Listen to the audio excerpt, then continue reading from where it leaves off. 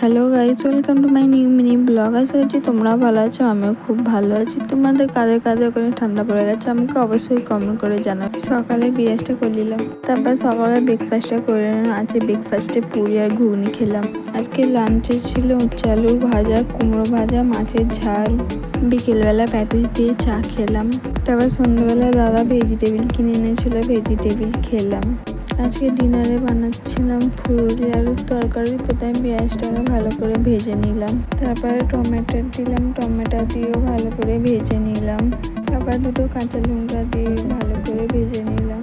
তারপরে কটা বেসিক মশলা দিলাম, তারপর সব মশলাগুলোকে একসাথে চালিয়ে নিলাম ভালো করে।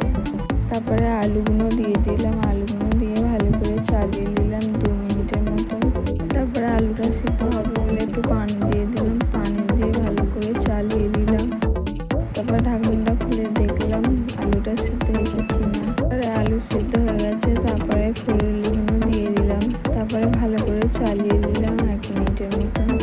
তারপর চাপা দিয়ে 5 মিনিটের মতন সিদ্ধ করে নিলাম। তারপরে 5 মিনিট পরে ঢাকনাটা খুলে দিলাম। তরকারি আমার রান্না করা কমপ্লিট।